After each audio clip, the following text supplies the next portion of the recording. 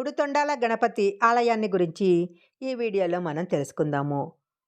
ఈ దేవాలయము పూణేలో ఉన్న సోమవారపేట్ జిల్లాలో ఉన్న నజగిరి అనే నదీ తీరంలో ఉంది. మనం ముందుగా ఏ పని మొదలు పెట్టాలన్నా గణనాథుని పూజిస్తూ ఉంటాము. గణనాథుడికి ఏకదంతుడు అనే ప్రసిద్ధి ఉంది. అయితే వినాయకుడికి మూడు తొండాలు ఉన్న దేవాలయము నజగిరి అనే నదీ తీరంలో ఉంది.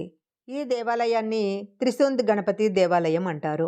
ఈ దేవాలయాన్ని నిర్మించటానికి 16 సంవత్సరాలు పట్టింది.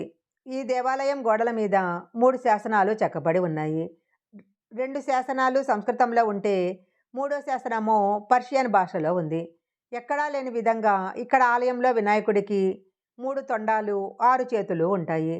స్వామివారు ఎలుక మీద కాకుండా నెమలి వాహనం పైన ఆసీనుడై ఉంటాడు. ఈ ఆలయ ప్రవేశ ద్వారం దగ్గర ద్వారపాలకుల విగ్రహాలు చాలా అందంగా చెక్కబడి ఉన్నాయి. ఆలయ ప్రాంగణంలో అనేక దేవతా విగ్రహాలు, ఏనుగులు, గుర్రాలు మొదలైన విగ్రహాలన్నీ కూడా చాలా శోభాయమానంగా మనకు కనపడతాయి. మన దేశంలో ఎక్కడా లేని మరొక వింత ఈ ఆలయంలో ఉంది.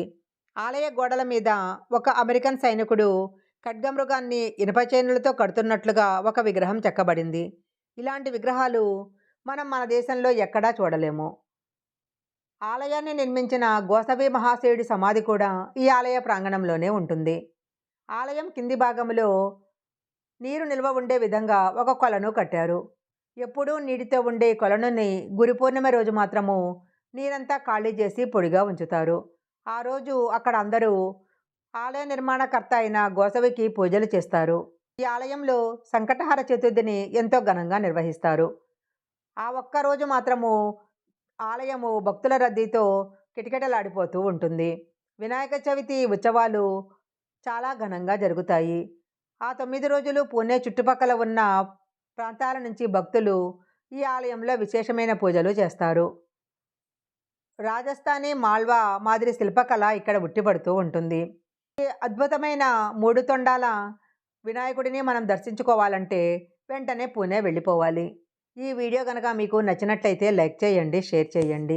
ఇలాంటి మరిన్ని వీడియోల కోసం మా ఛానల్ సబ్స్క్రైబ్ చేసుకోండి. పక్కనే ఉన్న బెల్ ఐకాన్ని యాక్టివేషన్ చేసుకుంటే మేము పెట్టే వీడియోలన్నీ కూడా మీకు ముందుగానే నోటిఫికేషన్గా వస్తాయి. మరొక మంచి వీడియోతో మళ్ళీ కలుసుకుందాం.